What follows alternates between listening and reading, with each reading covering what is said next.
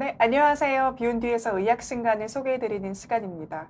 오늘은 트라우마 치료에 또 힘써주고 계신 정신건강의학과 전문의 두 분의 신간을 소개해드리려고 하는데요. 나는 범죄 피해자입니다. 트라우마 치유 안내서를 소개해드리려고 합니다. 범죄 피해자, 그들이 겪는 트라우마, 또 급성 반응을 지나서 일상 속에 깊은 상처로 남은 고통은 또 어떻게 치료를 해야 할까요? 오늘은 가천대 길병원 정신건강의학과 배승민 교수님과 또 경희대병원 정신건강의학과 백명재 교수님과 함께 트라우마 그 여정을 함께 따라가 보려고 합니다. 교수님들 모시겠습니다. 교수님 안녕하세요. 네, 안녕하세요. 네, 반갑습니다. 네, 불러주셔서 반갑습니다. 감사합니다. 네, 네. 오늘은 또 책을 가지고 또 소개해 주려고 나와주셨는데요. 또 구독자분들께 오랜만에 인사 부탁드리겠습니다. 안녕하세요. 저는 가천대 길병원에서 소아정신과 진료를 하고 있으면서 지금 인천 스마일센터를 맡고 있는 배승민입니다. 네, 반갑습니다. 교수님. 네, 안녕하세요. 저는 스마일센터 총괄지원단장 그리고 서울 서부 스마일센터 맡고 있는 경희대병원 백명재입니다. 반갑습니다. 네, 반갑습니다. 네, 저희 오늘 이렇게 또 교수님들께서 공저로 내주신 책도 소개를 하고 또 사실 트라우마라는 게 굉장히 어려운 질환이라는 것도 책을 읽으면서 알게 되었거든요. 그래서 그 내용에 대해서도 이야기를 나눠보려고 하는데요. 들으시다가 궁금한 점들 또 남겨주신 분들 혹은 댓글로 사연 남겨주신 분들 5분 선정해서 저희가 책을 준비를 했습니다. 네, 꼭 트라우마가 아니더라도 제가 읽어보니까 그냥 정신건강에 대해서 관심을 갖고 있으셨다면 도움이 될 만한 내용이 많더라고요. 네, 그래서 이벤트도 또 많이 참여해 주시면 감사드리겠습니다. 네, 그러면 일단은 책 소개부터 좀 해보면 좋을 것 같은데요. 예. 맨 처음에 얘기를 들었던 제가 책 소개를 좀 간단히 드리겠습니다. 우선 제가 아까 저희가 인사하면서 말씀드렸던 것처럼 저는 이제 인천 스마일센터를 맡고 있고 백 교수님은 서울 서부 스마일센터 맡고 계시고요. 또 청주에서 또 스마일센터를 맡고 계신 유성은 선생님 3명이서 스마일센터가 전국에 있고 또 범죄 피해자 분들을 지원한 지는 상당히 오래됐는데 사실 그 기관에 대해서 잘 알고 있지 못하시는 분들도 많이 계시고 또 센터가 오래되면서 피해 지원의 그런 경험들도 많이 쌓이고 있는데 그럼에도 불구하고 실제로 피해를 입고 계시는 분들이나 주변 분들이 좀 보기 쉽고 이해하기 쉽게 나와 있는 그런 서적들이 좀 부족하다라는 그런 아쉬움이 있었었는데요. 그런 것들을 좀 실제 사례들을 저희가 각색해서 많이 일어나는 현재 상황에서 일어나고 있는 우리나라에서 지금 많이들 겪고 계시는 그런 피해들과 좀 결부시켜서 설명을 드리면 트라우마를 좀 어렵게만 이해하시는 것보다는 좀 더 쉽지 않을까라는 생각이 들어서 책을 기획해서 각자 나눠서 쓰게 됐습니다. 네. 일단 스마일 센터가 또 어떤 센터인지 혹시 조금만 설명을 해주실 수 있을까요? 네. 스마일 센터 처음 들어보시는 분들 많으실 텐데요. 우리 범죄 피해로 인해서 트라우마를 입은 분들을 이제 심리치료도 하고 또 법률 지원 그리고 다른 다양한 서비스들을 포괄적으로 지원하는 센터입니다. 그래서 저희는 심리팀 그리고 사례팀, 행정팀 이렇게 나눠져 있는데요. 저희 기관 특징적인 것은 심리팀에는 이제 임상심리 선생님들이 직접 심리치료를 하는데 어떻게 보면 저희 그 심리치료를 하는 분들 중에서는 자격증 기준이 가장 높은 분들이기 때문에 충분히 이제 트라우마 겪은 분들이 믿고 오실 수 있는 센터고요. 그리고 저희는 또 다른 특징적인 것은 이제 범죄 피해를 크게 당하신 분들은 그 주거지에서 생활하기 어려운 경우들이 좀 생기거든요. 그럴 경우에는 임시 숙소를 제공을 해드리기도 합니다. 그래서 전국에 한 16개 센터가 있습니다. 그래서 보통 모든 범죄를 다 다루는 건 아니고요. 우리가 트라우마가 생길 수 있는 강력 범죄, 그러니까 살인, 유가족분들, 심한 폭행, 그다음에 성범죄, 그리고 방화. 요즘에는 그 스토킹이라든지 이제 몰래 카메라, 그다음에 딥페이크, 이런 등등의 이제 범죄로 찾아오시는 분들이 상당히 많은 편입니다. 점점 늘어나고 계시죠. 네네. 이 책을 또 어쨌든 세 분께서 같이 써주신 거잖아요. 네. 그러니까 특별히 책을 공저로 또 내주신 그 이유가 있으실까요? 제가 질문제는 안 넣었는데 이게 갑자기 궁금해져서.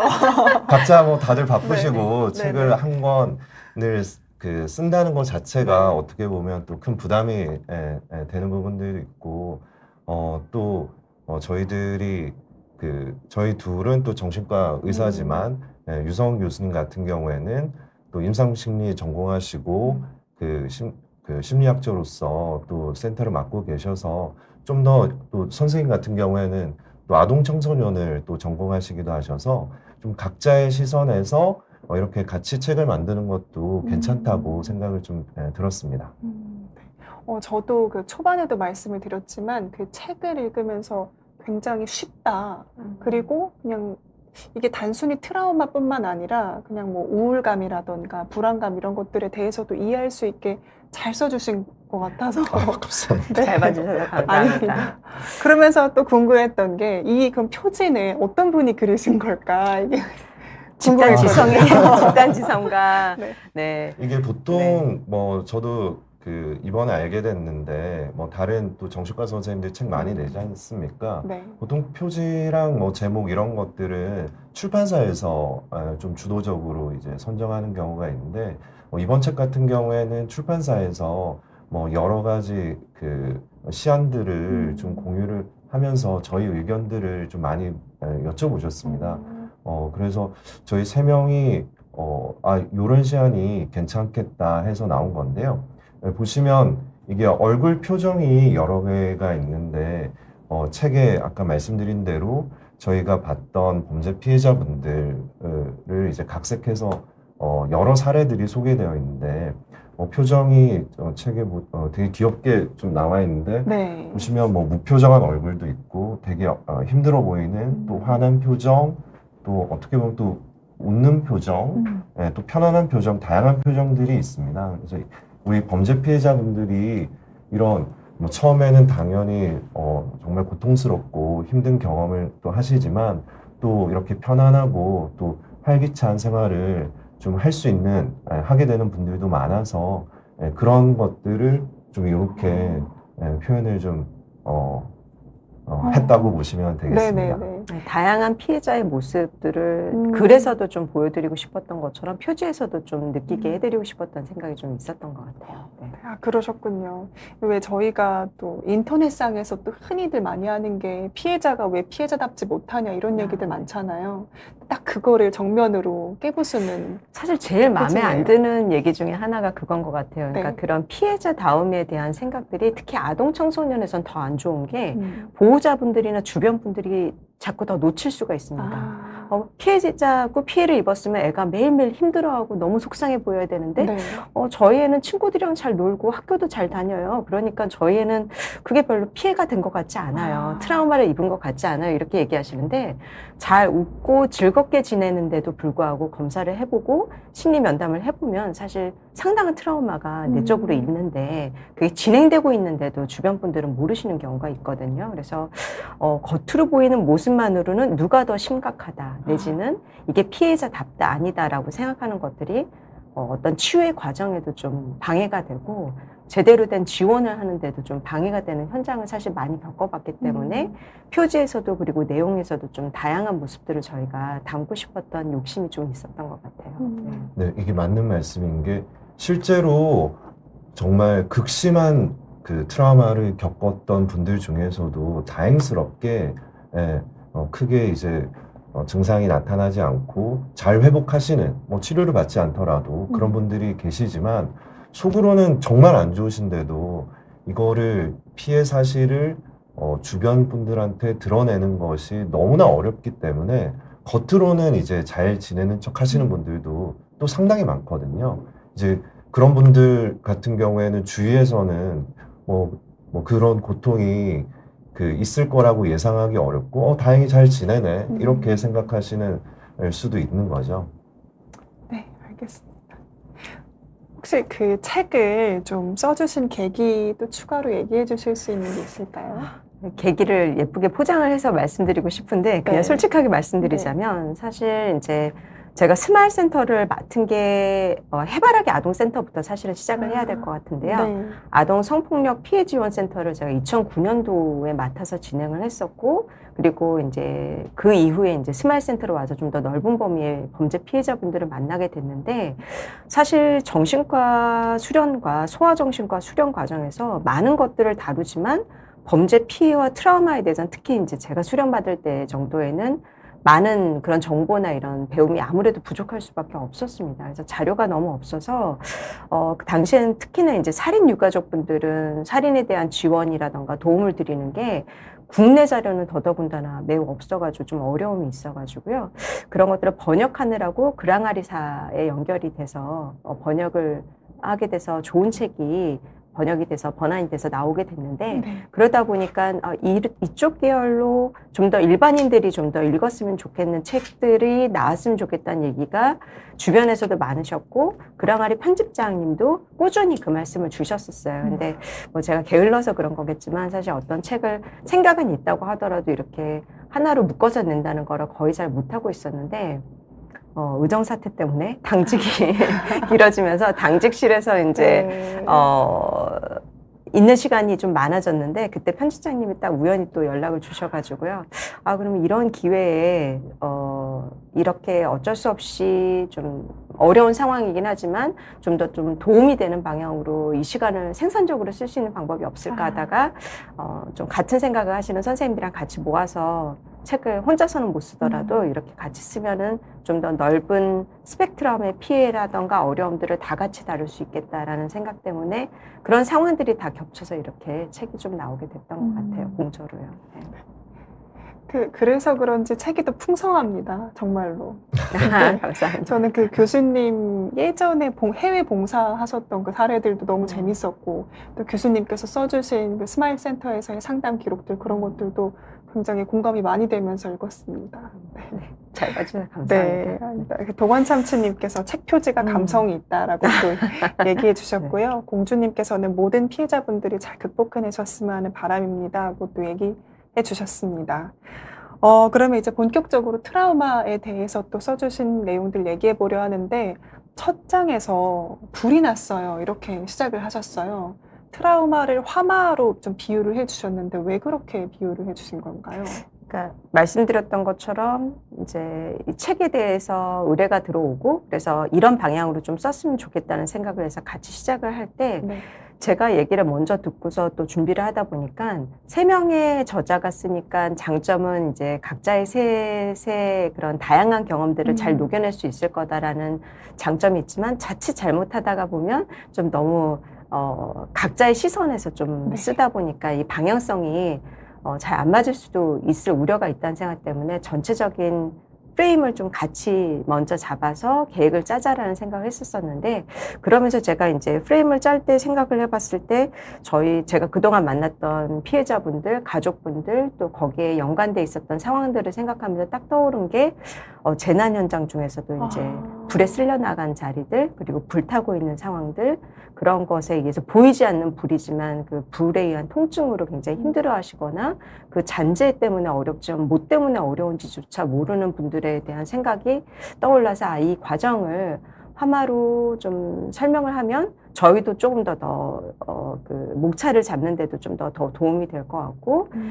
읽으시는 분들한테도 그게 좀 더 와닿게 될 수도 있겠다는 생각으로 짜서 같이 했는데, 안타까운 건 그 뒤에 책을 거의 마무리할 때쯤에 실제로 우리나라에서 굉장히 외국도 그렇지만 우리나라에서도 전국적으로 화제가 계속 나고 있어서, 또 이런 것 때문에 어려움을 겪으시는 분들이 있다는 것도 또 좀 여러 가지 좀 겹쳐서 저희가 이 제목에 대한 생각들을 좀 더 하게 됐던 것 같아요. 근데 저뿐만 아니라 저희 공저자분들이 다 신경 쓰시는 게, 아까 표지에서도 얘기가 나왔지만 어떤 한 분의 타겟으로 해서 쓴다라기보다는 또 그리고 그분들이 혹시라도 자기 상처를 더 다시 한번 느껴서 고통스러워 하실까봐 좀 그런 부분을 건드리지 않으면서도 위로가 될 수 있는 책을 쓰려고 하는 목표가 컸었는데, 근데 이 화재에 대한 비유가 실제로 또 화재가 나신 분들은 또 네. 너무 생생하게 받아들이실 수도 있을 것 같아서 표지나 그 내용에서 그런 톤들을 조절하는데도 저희가 같이 의논을 하면서 정리를 했었던 것 같습니다. 네, 그래도 또 말씀을 해주셨던 그 비유가 또 화재가 이미 지나간 그 자리에 남겨진 뭔가 그 아무것도 없는 것과 불에 탄 화상 자국과 이런 것들이 트라우마다라고 또 어쨌든 비유해 주신 거잖아요. 그 트라우마가 몸의 증상으로 나타난다고 얘기해 주셨는데 어떤 증상들이 트라우마라고 또 저희가 이해를 하면 될까요? 네, 특히 그 초기에 우리가 트라우마라고 하는 것은 몸을 다치지 않더라도 그러니까 그 정신적으로, 심리적으로 나타나는 거라고 생각을 많이 하지만 몸을 다치지 않더라도 신체적으로 증상 나타나는 경우가 상당히 많습니다. 이게 그 많이들 들어보셨겠지만 그 자율신경계의 균형이 깨져서 나타나는 증상들이거든요. 그래서 자율신경계의 그 교감신경, 부교감신경의 균형을 평소에 맞추고 있었던 것이 이런 위협적인 상황으로 인해서 그 교감신경이 과도하게 항진이 돼서 균형이 깨졌을 때 우리 몸에서 다양한 신체 반응들이 나타납니다. 대표적인 게 이제 우리가 그 각성 상태가 높아지기 때문에 잠을 잘 못 자는 것이 특징적이고요.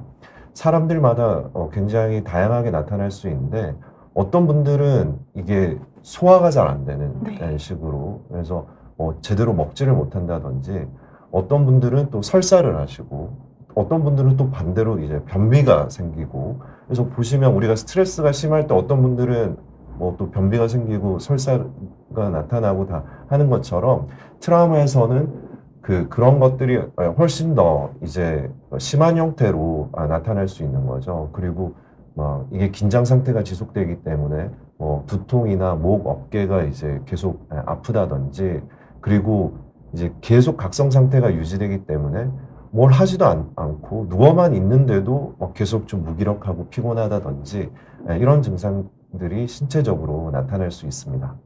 그러면 첫 번째로 이제 그 트라우마 치료를 시작하실 때 그 몸의 증상들을 완화하는 것 자체가 좀 치료의 시작으로 보시기도 하시나요? 저는 상당히 그 부분을 강조하고요. 특히 초기에 이게 원래 정신과를 다녔던 분들이 아니라 대부분 건강하게 지내시다가 이제 피해를 입으신 건데, 이제 그래서 이제 심리적으로 어려우신 분들이 상담이나 치료를 받는 것을 되게 좀 꺼려 하시거든요. 이제 그럴 경우에 저 같은 경우에는 그러니까 보통 많은 분들이 그런 본인의 심리적인 문제들을 이야기하는 것에 대해서 되게 좀 두려워다 하시고 또 그거를 또 어떻게 풀어내야 될지 잘 모르시기 때문에 저 같은 경우에는 그런 신체적인 신체적인 반응, 증상들서부터 하나씩 좀 짚어나갑니다. 그러면 그분들이 좀 더 신체적인 그 반응들에 대해서는 편하게 얘기하실 수 있는 거거든요. 네. 그러면서 이제 치료적인 관계를 형성해 나가고 이제 그런 것들을 통해서 이제 점점점 그 트라우마 자체에 대한 것, 그런 정서적인 반응에 대한 것, 기억에 관한 것 이런 것들을 좀 얘기해 나갈 수가 있는 거죠. 그래서 저 같은 경우에는 처음 오시는 분들한테 그런 신체적인 것들을 여쭤보는 게 트라우마 반응 그 자체도 있겠지만 그 대상자분, 피해자분과 관계 형성하는 데 있어서도 상당히 중요한 부분이라고 생각합니다. 네, 감사합니다. 이제 그럼 몸에 관한 일단 치료를 하고 그 다음에 두 번째 챕터로 써주신 게 트라우마에 압도됐을 때 나타나는 좀 어떤 정신과적인 증상들을 얘기를 해주셨어요. 그래서 또 그럴 때 그러니까 보통 저희가 생각하는 트라우마를 잘 치료하지 못하고 그냥 가져가게 될 때 어떤 모습들을 좀 저희가 보게 되나요? 이게 트라우마라는 게 이제 흔히 생각하실 때 이제 마음의 상처를 받아서 마음이 아프니까 이제 그런 관점에서 마음을 굳게 먹어라. 힘을 내자. 이렇게 또 위로를 해주시는 분들도 계시고, 또 많은 피해자분들이 내가 마음이 약해서 이런 증상이 생겼기 때문에 마음을 굳게 먹어야 되는데, 그런 게 잘 안 된다. 그래서 스스로도 자책하시는 원인이 되기도 하는데요. 트라우마라는 거는 사실 인간이 예상하기가 어려운 정도의 범위에 생명과 어떤 건강에 아주 직결적인 위협이 되는 사건을 실제로 겪거나 목격하거나 직업적으로 자주 만나게 됐을 때 뇌에서 도저히 그것을 그런 큰 자극을 소화하지 못할 때 생기는 현상을 이제 트라우마라고 하는데요. 그러다 보니까 우리의 마음이 사실 문제라기보단 마음과 연결되어 있는 뇌에서의 문제가 크다라고 볼 수 있습니다. 근데 뇌에서 이런 심각한 트라우마를 겪었을 때 이 소화가 안 될 때 일어나는 현상이 제일 흔하게는 이제 말문이 막힌다라고 하는 현상인 것 같아요. 네. 우리 어른들의 그런 속담이 굉장히 좀 현명하신 게 많은데 이 말문이 막히는 이유 중에 하나가 뇌에서 언어적인 뇌는 사실 굉장히 진화가 많이 돼 있는 성장해 있는 성숙한 뇌인데요. 그런 뇌는 나의 마음도 편안하고 건강하고 이런 상황일 때 잘 활성화가 됩니다. 근데 이런 트라우마 사건 같이 나의 생명과 지금 당장의 생존에 위협이 될 만한 정도의 심각한 사건이 벌어지면 그쯤 되면 인간의 뇌는 그런 상위의 뇌를 쓸 에너지는 모두 다 놓치고 우선 변형기라고 그래서 생존을 위한 뇌만 살아남거든요. 가장 생존을 위해서 꼭 필수 있는 부분만 살리고 나머지는 어떻게 보면 컴퓨터로 치자면 불필요한 그런 하드 드라이브는 다 날리고 제일 중요한 부분만 구동시키는 가장 생존에 최적화되어 있는 상태로 뇌가 돌아간다고 보시면 될 것 같아요. 그러다 보니까 뭐 소화고 뭐고 그런 거는 지금 중요한 게 아니라 당장 내가 생존을 위해서 말하는 것도 다 포기하고 숨 쉬고 살아있고 어떻게든 도망을 치거나 아니면 얼어붙어 있는 상태로든 살아남아서 이 순간을 넘어가는 데에만 뇌가 집중을 하게 됩니다. 근데 문제는 그게 지나갔는데도 워낙 큰 경험이다 보니까 뇌가 거기에서 벗어나기가 사실 굉장히 어려워져요. 그러다 보니까 이제 그 말문이 막힌 현상이 지나갔는데도 그래서 어떤 분들은 진술을 하고 내가 필요해서 말을 해야 되는데 그 상황만 되면 그 상황에 대해서 얘기하려고만 하면 입에 꼭 뭐가 물린 것처럼 제대로 말이 안 나온다. 내지는 말은 하고 싶은데 생각이 안 나서 기억이 잘 안 나서 그 기억을 하는 뇌 부위도 손상을 입어서 그 기억이 제대로 안 나오니까 말이 그 진술에 적절하게 그다음에 서로 간에 이해가 되게 나오지 않는다. 내지는 아까 잘 말씀 주신 것처럼 신체 증상으로도 소화 증상이라던가 뭐 잠자고 일어나고 이런 일상생활에 대한 그런 것들도 뇌 기능이 아직은 계속 정상적으로 돌아가지 못해서 생존에 갇혀져 있는 상태로 그 피해 당시에 좀 붙들려 있는 상태로 뇌가 구동이 되면서 여러 가지 어려움들을 겪으시거든요. 그러니까 신체적인 걸로 접근해 주시는 것도 지금 현재의 불편감 위주로 먼저 좀 다루면서 마음이 약해서 생기는 증상이 아니다. 그리고 이것이 누구라도 이 정도의 심각한 상황을 겪는다면 인간의 뇌는 당연히 그런 반응을 할 수밖에 없기 때문에 좀 어려움이 있어서 보이는 그런 현상이니까 전문가들이 그런 현상에서 돌아올 수 있게 도와드리는 과정을 하게 됩니다. 그래서 질문 중에서 굉장히 좋은 질문들을 많이 주셨는데 윤희님이 범죄 피해자가 길거리에서 가해자 만났을 때 어떻게 행동해야 되냐. 사실 이게 많은 피해자분들이 계속 생각하세요. 내가 다시 만나면 당당하게 해줄 말을 좀 해야겠어. 아니면 그때 못했던 걸 이거를 내가 이렇게 할 거야. 아니면 이게 너무 억울했는데 그래도 내가 한 대라도 때려야지 좀 속이 시원하겠어. 뭐 이렇게 말씀하시기도 하는데요.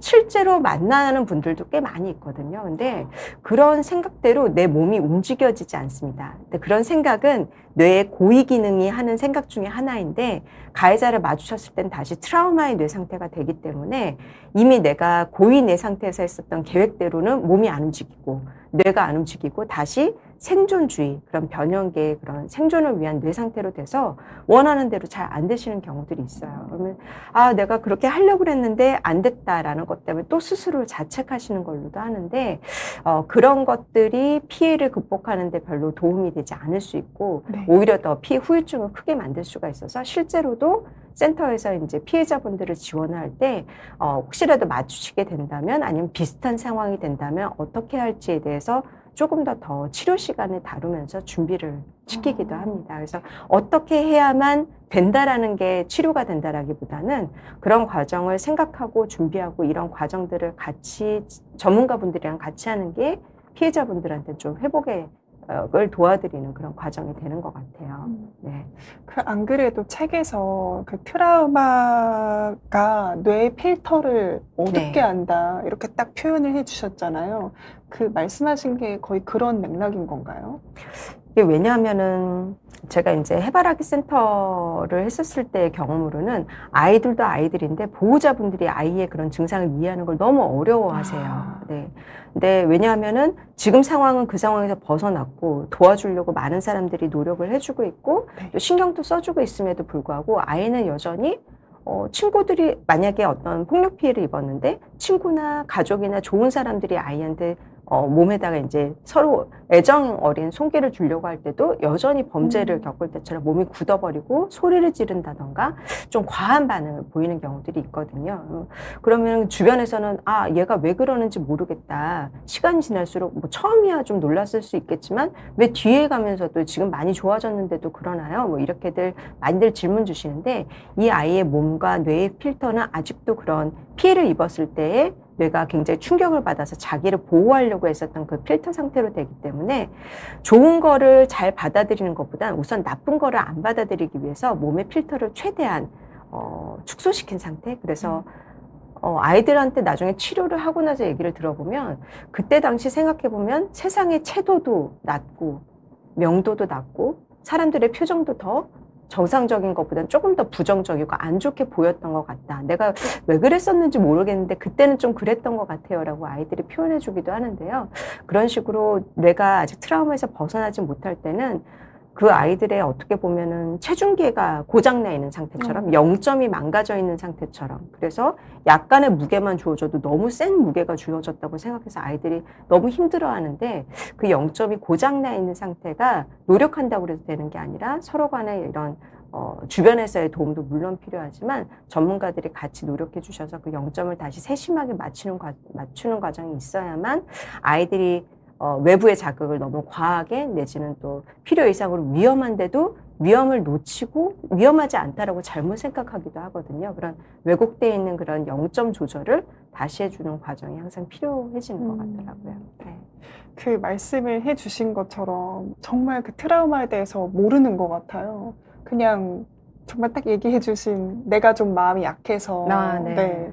내가 좀 더 마음을 다잡고 하면 되겠지 좀 이렇게 생각을 하실 경우가 많은 것 같은데 혹시 또 저희가 트라우마에 대해서 오해하고 있는 것들이 좀 더 있을까요, 교수님? 사실 굉장히 많거든요. 저 같은 경우에는 이제 강의를 했을 때 슬라이드 한 장은 네. 이런 트라우마나 그 외상후 스트레스 장애에 대한 그 오해에 대한 그 슬라이드를 만들어 놔서 그 부분을 좀 많이 교육할 때 강조하기도 합니다.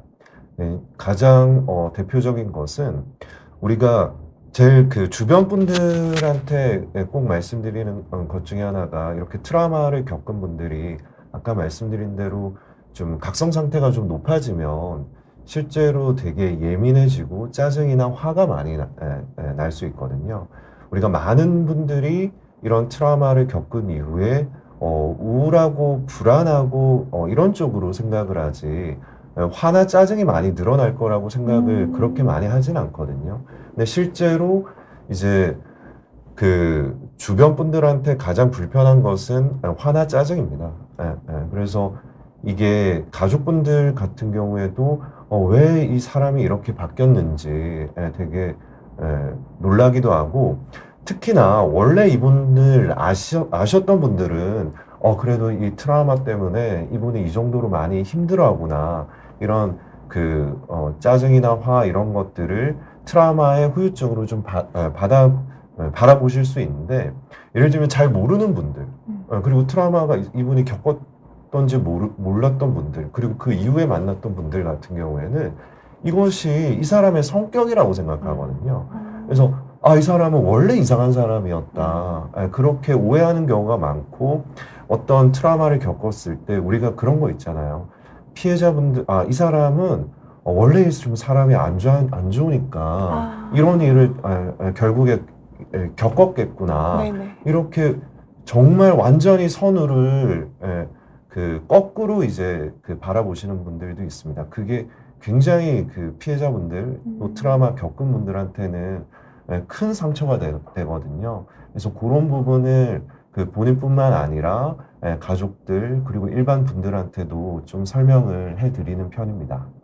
그것도 몰랐네요. 트라우마를 이제 트라우마가 있으면 저희가 상상하는 모습은 그냥 막연하게 우울하고 네. 또 불안해하고 이런 모습밖에 없잖아요. 근데 그게 아니라 좀 주변인들에게 화나 좀 짜증이 늘어나고 이런 모습들도 있다는 걸 좀 잘 인식을 하고 옆에서 봐야겠네요. 네. 그리고 이것이 보통 걱정돼서 옆에서 챙겨주는 그런 멘트들이 있잖아요. 요즘엔 좀 괜찮냐, 뭐 등등등등.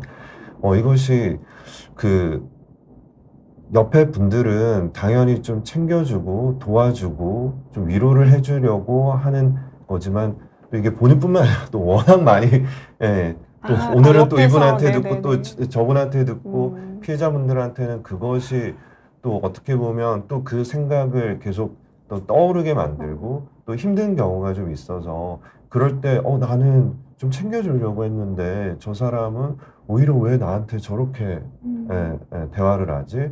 그러니까 더 상처받는 분들도 있거든요. 이제 그럴 경우에 이게 상처받을 게 아니라 여전히 좀 그 트라우마 때문에 힘들어서 이분이 아직은 좀 저렇게 말씀을 하시구나. 그렇게 이해를 좀 해줄 수 있다면 서로에게 도움이 되지 않을까 싶습니다. 네.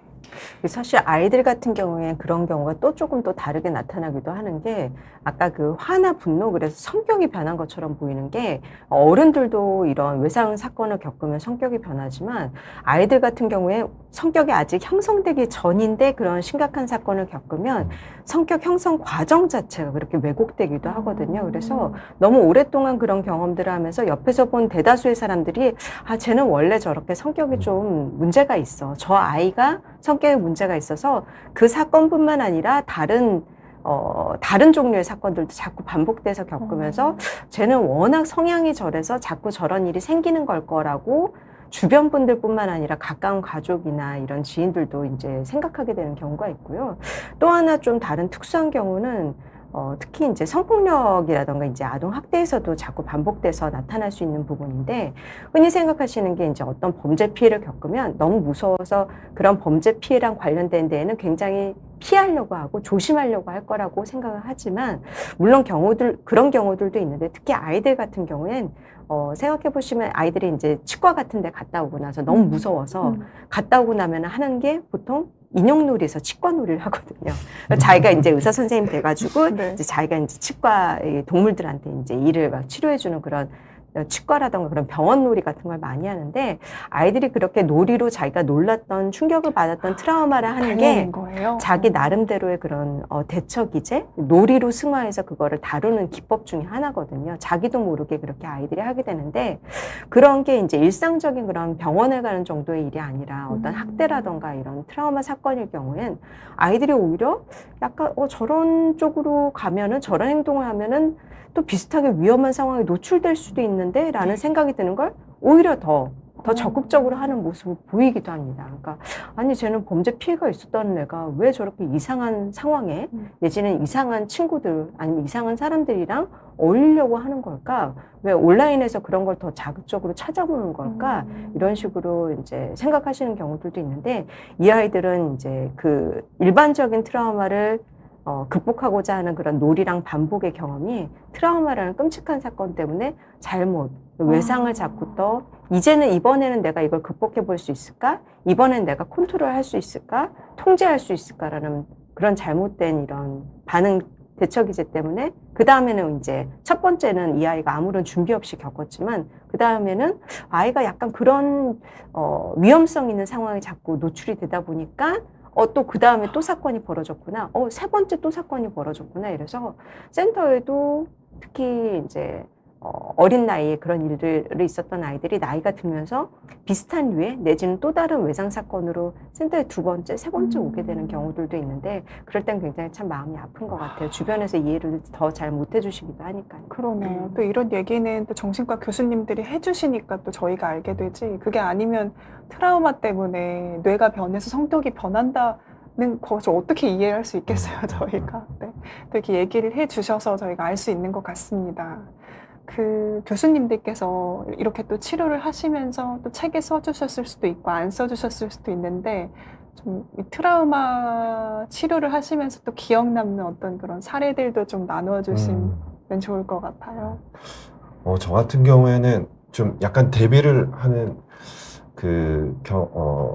경우가 좀 있는데, 네. 뭐, 사실 제가 정말 예전이죠. 레전트 2년 차 때 그 트라우마 환자를, 그러니까 범죄 피해자 분을 한 분 뵌 적이 있었는데, 그분은 굉장히 사회적으로 잘 나가는 엄마였습니다. 사회적으로 굉장히 성공한. 근데 딸이 이제 초등학교 들어가기 전 딸이 2명이 있었는데 학교에서 학교가 아니죠. 그 집에 들어오는 엘리베이터에서 중학생인가 고등학생이 그 친구들을 이제 어디로 그 데리고 가서 이제 성추행을 좀 크게 한 적이 있었습니다. 그래서 어머니가 그 충격이 너무 커서 이거죠. 내가 내일을 너무 생각하다 보니 애들을 제대로 챙기지 못했다라는 그 죄책감, 그 자살 사고 이런 것들이 너무 심해서 이제 입원까지 한 케이스였는데 사실 저는 이제 당연히 이제 트라우마 환자들을 어떻게 보는지 몰랐고 그래도 나름 좋은 레지던트 병원에서 시절이셨으니까요. 좋은 병원에서 트레이닝을 받았었는데 교수님은 그런 죄책감이나 자살 생각이나 이런 등등을 환자분들이 이렇게 잘 표현할 수 있도록 네.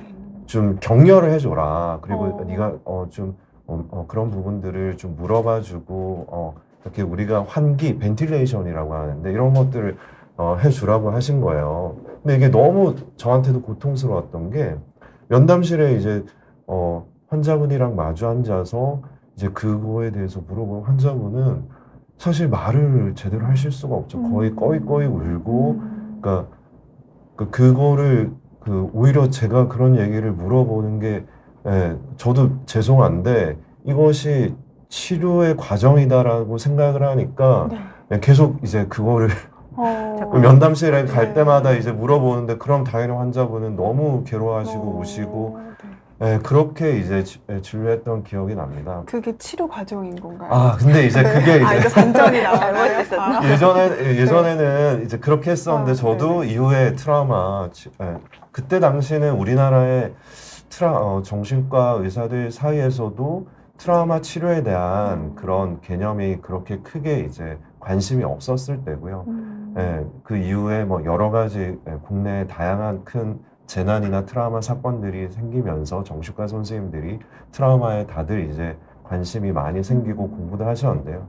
최근에는 이제 그런 환자분들이 오시면 그 사건에 대해서 굳이 처음부터 자세하게 얘기하거나 그러도록 하지 않습니다. 오히려 그런 얘기를 하면 과호흡이 오는 경우도 있고, 아까 말씀드린 대로 너무 펑펑 우는 경우도 있고, 그래서 어떤 경우에는 그러니까 환자분이 사실 입원한 지 한 달이 지났는데도 정확하게 어떤 트라우마를 겪었는지 주치인 저도 이제 모르는 경우가 있죠. 그러니까 그거를 그러니까 얘기하는 거가 결국에 이제 트라우마 사건에 대해서 이야기하고 그 감정에 대해서 얘기하는 것들이 치료의 과정은 될 수 있지만 그 전에 준비 단계가 필요한 거거든요. 준비 단계가. 충분히 그분이 말할 수 있게끔 어느 정도 좀 안정화가 돼야 되는 상태가 필요하기 때문에 그리고 저와 또 관계가 또 형성되는 시간이 필요하기 때문에 요즘에는 이제 그런 부분들을 충분히 고려해서 치료를 하고 있고 저뿐만 아니라 많은 이제 선생님들이 그렇게 하고 있기 때문에 이제 우리가 환자분들이 병원에 가고 상담을 받으러 가고 그럴 때 제일 걱정하는 게 이 얘기를 내가 도저히 꺼내지 못할 거라는 그 꺼내면 내가 너무 괴롭기 때문에 차라리 이건 안 가고 만다. 네. 그렇게 생각하시는 분들도 많으신데 그렇지 않다. 트라우마 전문가들을 만나고 또 스마일 센터, 해바라기 센터 이런 트라우마를 전문하는 또 기관에 가시면 충분히 그런 부분에 대한 걱정 없이 좀 치료를 받으실 수 있다 말씀을 좀 드리고 싶습니다. 그러니까 다들 저도 그렇고요. 이제 트라우마 전문 치료에 대해서 저희가 잘 알고 대처하기 전에 만났던 환자분들의 기억이 더 나는 것 같아요. 그쵸. 아, 그렇군요. 왜냐하면 저도 이제 소아청소년 수련하면서 이제 소아 우울증으로 의심되는 아이를 진료를 봤었는데 그 아이는 이제 비행을 계속 하는 게 문제였었거든요. 가족들도 다 아이를 문제아 취급을 하고, 근데 우울증 치료, 기본적인 치료를 하는 데는 잘 나아지지 않아서 좀 의문이 있었던 친구였는데 지금 같으면 이렇게 일반적인 치료에 잘 반응하지 않는 증상에 대해선 혹시라도 트라우마나 다른 요인으로 인해서 증상이 좀 이제 왜곡되어 있지 않은가 볼 텐데 그 당시에는 그냥 우울증에 대한 진단명만 열심히 외워서 거기에 접근해서 이제 치료를 할 때였었어가지고 근데 물론 그럼에도 불구하고 아이가 이제 치료적 관계가 쌓이고 가족들이 좀 애써주시면서 많이 좋아졌는데 문제는 어느 시기가 됐을 때 바로 또 다시 나빠졌거든요. 네, 지금이라면 그 아이가 왜 어떤 특정 시기에 증상이 나빠졌을까를 이제 책에서 썼던 것처럼 기념일 반응, 애니버서리 리액션이라고 해서 어떤 트라우마 사건이 있었던 시기가 그 시기가 뭐 예를 들면 봄에 어떤 사건이 있었다고 한다면 사건이 지난 뒤에도 이제 그 뒤에 다시 그 봄에 요즘같이 벚꽃이 막 예쁜 시기에 어떤 안 좋은 사건이 있었다 그러면 그 사건은 이미 지나갔지만 벚꽃만 봐도 다시 한번 아니면 그렇게 약간 따뜻한 바람만 불어도 증상이 나빠지시는 분들이 있는데 그 친구가 나중에야 알고 나니까 그 시기쯤에 이제 그 비행에서 같이 어울렸던 친구 중에 한 명가 어떤 사고로 사망했었던 사건이 있었던 시기였는데 저도 이제 갑자기 나빠진 거에 대해서 알기 어려웠지만 부모님들도 애가 노력하는 줄 알았는데 또 저러네 정도로만 생각을 하시고 이제 아이를 비난하면서 굉장히 애를 힘들게 만들었었는데 나중에야 이제 그 시기가 아이가 트라우마가 있었던 그 시기라서 기념일 반응이 일어나는 시기였다는 걸 나중에 알아서 미리 알았으면 지금처럼 좀 알고 있었던 시기였다면 그 아이가 힘들 때 좀 더 빨리 개입해 줄 수 있었을 텐데 그런 안타까움이 남게 돼서 트라우마 전문 치료를 하기 전에 만났던 환자분들에 대한 기억이 더 많이 남게 되는 것 같아요. 네, 알겠습니다. 교수님들도 또 어렸었던 시절이 있으셨고, 네. 그리고 또 책에서도 그 트라우마의 불길이 한 번에 진정되지 않는다 이런 표현을 또 써주셨잖아요. 그만큼 트라우마 치료가 굉장히 또 어렵고 또 긴 과정이라는 걸 또 얘기를 해주시는 것 같아서 저희가 치료에 대해서도 이야기를 좀 나눠보려고 하는데요. 그 전에 저희 책 이벤트를 하고 있거든요. 그래서 혹시 이 책 읽어보고 싶으신 분들 댓글에다가 남겨주시면 뭐 그냥 저 책 읽어보고 싶습니다. 보내주세요. 이렇게 얘기해 주셔도 괜찮거든요. 저희가 읽고 또 보내드리도록 하겠습니다. 댓글도 많이 남겨주세요. 이제 마지막 장에서는 또 회복에 대해서 얘기를 해 주셨는데요. 근데 또 아깝긴 하네요. 여기 책에 써주셨던 다양한 증상들이 한번 다 읽어보셨으면 좋겠어요. 되게 몰랐던 내용들이 정말 많았거든요. 특히 뭐 해리에 관련된 것도 그렇고, 네네네. 그러니까 해리라고 하면은 그냥 약간 다중인격자인가? 뭐 이렇게만 생각을 하잖아요. 네, 그렇죠. 네, 근데 전혀 다른 증상이어서 좀 놀랐습니다. 그래서 트라우마 전공을 안 하시고 또 특히나 책으로만 보거나 그래서 환자분들의 해리 증상을 같이 겪어보시거나 옆에서 보지 않으셨던 분들은 같이 치료를 하고 있는 중간에도 저분의 증상이 지금 해리 때문에 좀 놓치고 있구나라는 걸 깜빡할 수가 있습니다. 치료자들조차도. 그래서 다양한 경험들을 통해서 그리고 이 많은 그런 경험들이 쌓인 걸 통해서 이 해리를 잘 체크를 하는 게 사실 실제로도 해리가 치료 과정과 일상생활 적응하는데 가장 방해가 되는 증상이라고도 보고 있거든요. 그래서 지금 이제 계속 연구가 쌓이면서 PTSD에 해리가 있다 없다를 가지고 치료 경과나 이런 걸 예측하는 데 쓰기도 합니다. 그래서 저는 사실 그 해리가 굉장히 잘 이해하기가 어려운 증상이지만 잘 알아야 되는 증상이라고 생각해서 저희가 다 같이 글을 쓸 때도 해리 부분에 조금 더 공을 들이게 됐었던 것 같아요. 네. 조금만 추가로 좀 설명을 해 주실 수 있을까요? 그러니까 해리라는 그 증상을 또 일반인 입장에서 어떤 모습들을 봤을 때 이게 해리일 수도 있겠구나 이런 것들을 이해할 수 있는 어떤 그런 게 있을까요? 이게 우리가 그 영화에서 보는 해리랑은 굉장히 좀 다를 수가 있는데요. 실제로 이런 피해자분들, 트라우마를 겪은 분들은 되게 각성 상태가 좀 있는 분들 같은 경우에는 누가 봐도 겉에서 보면 좀 불안해 보이고 네. 좀 경직돼 보이고 초조해 보이고 그래서 이 사람 좀 많이 안 좋으시구나 이거를 그 전문가가 아니라도 이제 알 수가 있습니다. 하지만 이 해리 상태가 있는 경우는 오히려 좀 정반대의 경우거든요. 오히려 좀 멍하고 말수가 좀 줄어들고 그다음에 집중력이나 이런 것들이 좀 떨어져 보이고. 근데 이게 어떻게 보면 일반인 눈에는 그렇게 띄지가 않죠. 그냥 그래서 좀 그냥 말수가 없구나. 좀 네. 힘든 일 겪으니까 좀 쉬는 거구나, 조용히 있구나 이렇게 생각을 하지만 실제로 우리가 멍한 상태가 그냥 멍한 게 아니라 그러니까 머릿속이 텅 빈 게 아니라 어떻게 보면 겉으로는 멍해 보이지만 이분은 속으로는 사건 현장에 대해 있는 경우들이 많죠. 계속 그 생각이 머릿속에 떠오르고 그때와 관련된 뭐 여러 가지 것들이 이제 떠오르는 상태로 있기 때문에 오히려 현재의 주의력이 좀 떨어지는 그게 이제 우리가 트라우마에서 보는 해리라고 좀 볼 수가 있는데요. 이제 그런 것들 증상이 우리가 제가 강조드리고 싶은 것은 방금 선생님께서도 말씀하셨지만 이런 해리 증상이 있는 분들이 나중에 오히려 회복이 좀 더딘 경우가 많기 때문에 이제 오히려 전문가들은 이렇게 많이 불안해 보이는 분들보다 이제 그런 분들이 지금 혹시 없나 이런 것들을 이제 찾는 경우가 이제 더 많습니다. 네.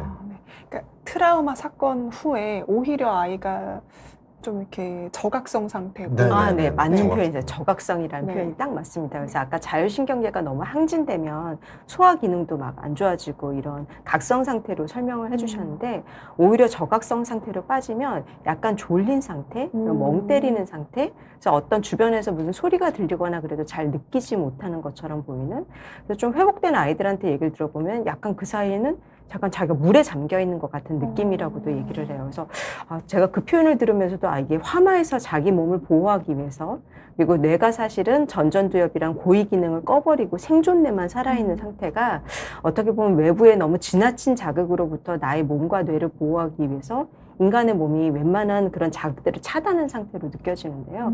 문제는 그렇게 차단이 돼 있는 상태가 이후의 회복 과정은 그 당시에는 생존하긴 해줬을지 모르겠지만 이후에는 뭘 공부하거나 알거나 사람들과 대화하는 데도 방해가 되기 때문에 치료 중에도 외상 얘기를 하다 보면 갑자기 해리에 빠지는 게 저희 눈에는 보이는 경우들도 있어요. 그래서 그런 부분들을 좀 잘 개입을 해야 되기 때문에 책에서도 해리 부분에 대해서 사례 위주로 또 설명을 또 드렸던 것 같습니다. 네, 알겠습니다. 저희 윤희님 책 보내드리겠습니다. 네, 오영도님도 책 보내드리겠습니다. 그 이제 채팅에다가 윤희님, 오영도님 당첨됐다고 또 공지해 주시면 감사드리겠습니다. 네, 그러면은 저희 이제 시간이 정말 거의 마지막이어서요. 책을 어쨌든 또 간단하게 또 추천을 해 주시고 마무리해 주시면 좋을 것 같은데요.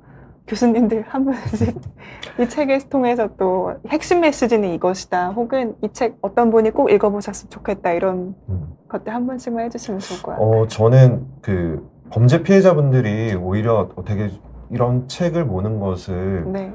그것 자체도 이제 또 무서워하실 수 있을 거라고 생각은 들어요. 네. 뭐 예를 들면 TV에서 비슷한 범죄 보는 것만으로도 이제 괴로워하시잖아요.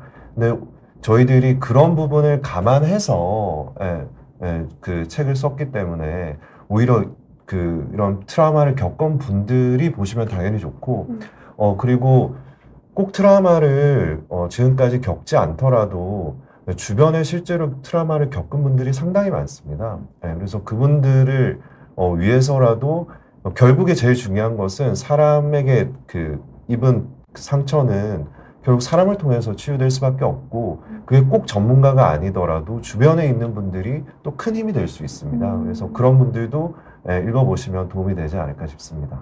그래서 주변에 어려운 분들을 돕고 싶은 분들 그리고 내가 이해 못할 어려움이 있는데 그거에 대해서 좀 더 알고 싶은 분들 그런 분들에게 좀 도움이 될 수 있는 책이라고 생각하고요. 읽어주시면 좋을 것 같습니다. 네, 감사합니다. 그 치료 부분도 얘기를 못했는데 정말 좋은 내용들이 많습니다. 네. 그냥 사실 일반인들이 보더라도 왜 저희도 꼭 빅 트라우마가 아니더라도 스몰 트라우마들 하나씩은 또 갖고 또 사는 인생들이 많잖아요. 중요한 표현 네. 짚어주셨네요. 스몰 드라마. 책에서 네, 또 나오니까 맞아요. 읽어봐 주시기 바랍니다. 네, 그러니까 그래서 네. 그냥 일상을 살면서도 좀 힘들다고 생각이 드실 때도 한번 읽어보셔도 도움이 되는 이야기들 많이 있으니까요. 한번 읽어보시면 좋을 것 같습니다. 저희 질문 하나만 또 받고 마무리해보면 좋을 것 같은데요. 홍진선님께서 주신 질문이에요. 사랑하는 친구가 어떤 트라우마로 난폭한 행동과 조현병 증상을 보이는데 그럴 수 있을까요? 라고 또 질문 주셨어요. 그리고 상담이 아니라 약과 주사제로만 치료를 받는데 이런 것도 괜찮은 건지 또 걱정이 되셨나 봐요. 좀 자세히 봐야 되겠지만 우리가 그 트라우마 때문에 조현병이 생긴다고 생각하시는 분들이 상당히 많더라고요. 네. 제가 아까 트라우마에 대한 오해 중에 하나인데요. 실제로 그 트라우마로 여러 가지 질환들이 생길 수 있지만 그것이 이제 점점 진행해서 조현병으로 간다는 것은 저희들은 뭐 전문가로서는 좀 이론적으로는 좀 보기 어려운 부분입니다. 아니다. 네, 그래서 지금 현재 어떤 그 치료를 어디서 받고 있는지는 모르겠지만 거기서 좀 더 면밀하게 지금 현재 증상과 진단에 대해서 평가를 받는 것이 필요하지 않을까 싶습니다. 네, 알겠습니다. 홍진선님께도 저희가 책 드리겠습니다. 네. 세 분 저희가 지금 책을 드렸고요. 또, 엔젤님도 질문을 주셨는데, 네, 다뤄드리지 못해서 네. 책을 보내드리는 걸로. 네, 엔젤님도 책에 지금 꿈과 관련된 네. 내용 맞아요, 들어가 맞아요. 있어서 네. 도움이 되실 것 같습니다. 읽어보시면 좋을 것 같습니다. 네, 엔젤님도 저희가 책 보내드리겠습니다. 네, 그리고 저희 책 표지 감성 있다고 처음 얘기해 주셨던 동원 참치님까지 보내드리면 좋을 것 같고요. 네, W님께서 복수 또는 보복은 트라우마에서 벗어나는데 도움이 되냐라고 많이들 생각을 하실 것 같아요. 또 드라마도 이런 주제로 참 많이 나오잖아요. 보복에 대한 환상이 제가 이제 분노 챕터에서도 썼던 것처럼 아이들이 정말 그 보복에 대한 환상과 그 에너지가 엄청나게 많이 들어가거든요. 네. 너무 심각한 피해를 입었기 때문에 그거를 되돌리기 위해서 사실 보복에 대한 생각들, 이제 어떤 폭력을 돌려주고 싶은 생각들, 나도 수동적으로 당하지 않고 내가 이번에 공격을 하고 싶은 생각들, 이런 것들을 하게 되는데 실제로 그래서 그걸 행동으로 옮긴 친구들도 많고요. 근데 경험상 그리고 지금까지 나온 걸로 그런 연구 결과들로는 그런 보복에 대한 환상을 그대로 옮기는 게 사실 치유에는 별로 도움이 안 되는 경우가 많습니다. 아까 뇌로 설명드린 것처럼 뇌 손상을 입은 상태인데 그 손상을 입은 뇌에서 일어나는 생각대로 행동하는 것이 실제 생활의 적응이라던가 그런 회복엔 도움이 안 되는 경우가 많아서요. 용서하라 이런 뜻이 아니라 나에게 정말로 도움이 되려고 한다면 그런 나를 위해서 하는 행동들이 보복을 위한 것이 보복이 아니라 정말 나를 위한 것들이 어떤 것이 필요한지에 대해서는 조금 더 전문가 도움을 받아서 깊이 있게 보셔야 되는 것 같아요. 그래서 사람들마다 회복의 과정, 그다음 치유의 과정은 다 다르기 때문에 일방적으로 하나만 옳다고 얘기하기는 어려울 것 같고요. 보복에 대한 생각을 집중하는 것이 나에게 도움이 안 될 가능성이 많기 때문에 조금 더 그런 부분을 나에게 도움이 되는 방향으로 돕기 위해서 이런 치료기관들이나 전문가들과의 같은 도움을 받으시면 좋을 것 같습니다. 네, 나의 치유가 우선이니까요. 그렇죠. 네, 알겠습니다. 그럼 W님까지 저희가 책 보내드리겠습니다. 동원 참치님, W님, 엔젤님, 윤희님, 오영도님, 홍진성님 저희가 책 보내드리겠습니다. 메일 주소 공지방에 올려드린 걸로 보내주시면 됩니다. 그러면 저희 오늘 방송은 여기서 마무리하도록 하겠습니다. 또 늦은 밤에 좋은 책 이렇게 소개해 주셔서 고맙습니다, 교수님. 네, 불러주셔서 감사합니다. 네. 네, 감사합니다. 네, 또 나중에 또 뵙겠습니다. 시청해 주셔서 고맙습니다. 감사합니다.